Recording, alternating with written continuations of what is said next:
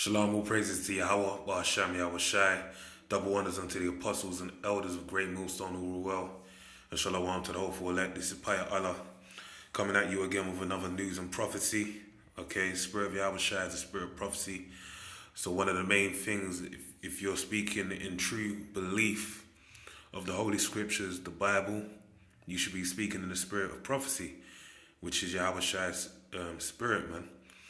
And this is, dealing with World War III, which is a prophecy written inside of the Bible, something that we see coming to pass before our eyes. And we're standing upon our watch as is required of us, watching as well as praying. And we're making it known, making the visions plain upon tables so that he may run that readeth it. Okay, so this is from Reuters, and it says, interview, NATO sees growing Russia-China challenge, higher risk of war. Okay, so it reads, China's growing military strength and a resurgent Russia will pose growing challenges to the transatlantic alliance in coming years, and NATO's moves to bolster its capabilities could trigger a Cold War style arms race, a NATO report said. Now, really and truly, this arms race has been going on for a very long time. Okay, that's why America's spending has kept going higher and higher and higher over the years, as well as due to the fact that Russia actually holds the most powerful nuclear weapon, alongside China. China and Russia's alliance of trading of arms and supplying each other. Okay, and NATO, as you know, if you understand the prophecy written inside of the Bible, NATO and the EU are the beasts, okay? The beast with 7 heads and 10 horns. Okay, the 10 horns represent the 10 the 10 horns represent the EU, and the 7 heads represent NATO. Okay? So reading on, the report, completed once every 4 years, identifies 20 global trends that are likely to affect the alliance through 2035, ranging from artificial intelligence and accelerating technology development to climate change and growing inequality. Okay.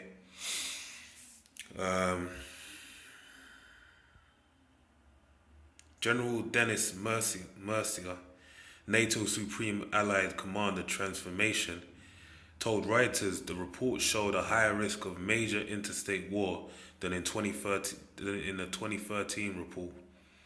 Okay, so there's a higher risk of war than there was before, because the Earth is we're moving towards World War III, man. The prophecy is becoming thick, more heavier and stronger. As the word says, it's like a woman with child, man. And you know what happens when a woman's with child? The birth pains basically come more closer together and more heavier in pain. Okay.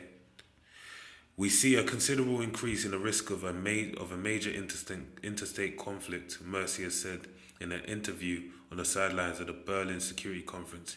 His command will release a companion report that maps out what NATO should do to respond to these trends in the spring, with both documents to inform the 2019 NATO political guidance. Having a global awareness is more necessary than before. We have to be ready for any kind of scenario, Mercier said, noting that globalization meant NATO had to weigh factors outside its region, including military expansion by China and India. Okay, so they're basically keeping tabs on everything. All right, because they're seeing how the other powers that are contrary to them are expanding in power. Easy access to technology and global nature of cyberspace would make it easier for terrorist networks to expand.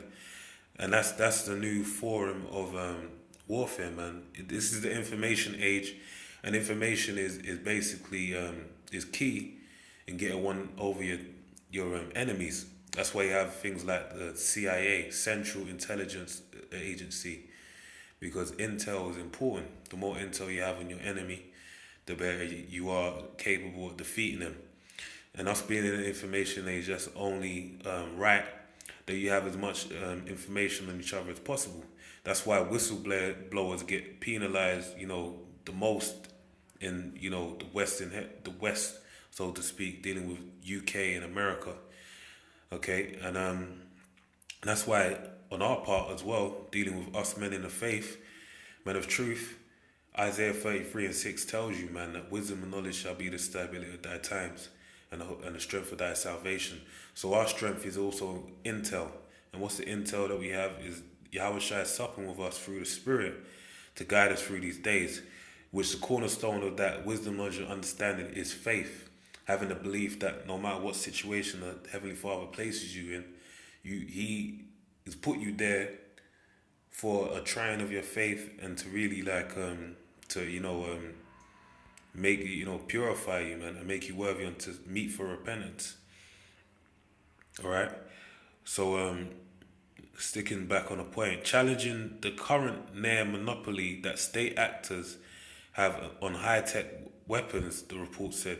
Environmental factors would also play a bigger role for higher rates of natural disasters to the increased opening of the Arctic. The report said, as well as a growth in global debt and erosion of trust in financial institutions. Okay, so they're saying that natural disasters factor into all the things that are going to happen, and they do, and which also NATO and NATO dealing with America and all their alliance, they basically have they are fully capable of, they have, through the strength of power, Yahweh Ba'Shem Yahweh Shai, they have the capability of manipulating the weather, man, through things known as the HARP program, where they basically manipulate the clouds or the tectonic plates in the earth that basically create earthquakes, man. So they basically manipulate that to their advantage to make full use for their agenda. So that's why they said that that's an environmental factor, the Arctic as well. And also it said, as well as the growth in global debt and erosion of trust in financial institutions. So that's also part of their agenda they're pushing forward. And it said the growth in global debt and the erosion of trust in financial institutions. So they're actually watching the erosion, the wearing away of the financial institutions, meaning these banks and the monetary system that's in place presently, to do what? To basically bring about RFID chip and by means of taking away the paper currency we have, moving into a cashless society where the RFID chip will be the basis of money, man. All right. So this shows you the World War III, the cyber warfare, all these things that's happening is part of an agenda, the New World Order agenda, to push forward a one world order, a one world government. They're trying to put the capstone on top of their pyramid. All right. As they show you in the movie Handmaid's Tale. The report said defense spending had begun increasing after Russia's annexation of Crimea region of Ukraine in 2014, and projections call for further increases through 2045. So basically, when Russia showed its might and its ability to basically make Crimea a region underneath their power, which really was, they was a state that belonged to them, but they gave it somewhat independence, I believe. That showed that basically that was a big step against the agenda of America, because I believe dealing with the gas pipelines, the energy supplies that Russia provides to the whole of, Western Europe, they're basically trying to take away that power, and one of the main battling grounds for that was Crimea. So when Russia basically maintained a stronghold over it, they showed that NATO basically didn't have enough strength to combat them in that situation. So that's why the spending went up. But it warned that the increases might create a security dilemma and start an arms race, as was the case during the Cold War. And this is Cold War 2.0. We're already in the midst of a Cold War. This has been going on for many years, all right? The tit for tats are going back and forth. The words, okay, fighting words, all right, have been going back and forth for a while, especially dealing with Syria, all right? Russia said they were prepared to do so, to attack anyone that basically mess with their interests in Syria, okay? And that's reminiscent of the Cold War, and the way that the arms are being stocked in each of these tell you that it's reminiscent of the Cold War. It said competing budget priorities and fiscal constraints in member states could hamper their ability to meet NATO alliance requirement in the future. And that's one of the main things when Trump came into power. What did he do? He was in NATO at a meeting and he was telling them, look, you lot are not paying what we arranged for you to pay. So pay what you're meant to pay. So and really that's so that America can supply them arms and make monetary gain of them, okay? But that's why it said what it said. Mercier said NATO was already working to expand in its capabilities in the cyber domain and ensure cyber protections were baked into every weapon system and network from the outset. In NATO, we are under permanent attack in cyber, he said, noting the alliance had proven quite good at protecting itself thus far, but needed to remain vigilant. That's the point. So it said, look, they're under permanent attack. They're saying they're doing all right, but they need to remain vigilant, which means more. Basically, that's a way to say that, look, the internet, really what they're pushing forward to is the shutdown of the internet. And if and when it does become active again, it'll be for the use of the RFID technology, and really it'll be used by the elites for them to keep a track and tabs on all the people that they have with the RFID technology. That will be the use of the internet. No more, free access to the information world. Everything will be, what's that word, man? They do it in China, where they basically bar you from using, entering certain websites. That's what it'll be, man. But that's the point, okay? So I just want to read this one scripture, and that's the video done.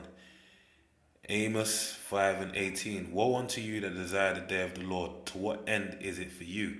Okay, and that's like these Christians out here. They believe the day of the Lord is going to be daffodils and roses being handed out, one feast, and a big queer event of gay happiness, and that's not what's coming, man. As it reads, it says the day of the Lord is darkness and not light. Okay, and that's darkness and not light for those that desire the day of the Lord, and what favor is it to them? For us that are in the faith, it's a favor unto us.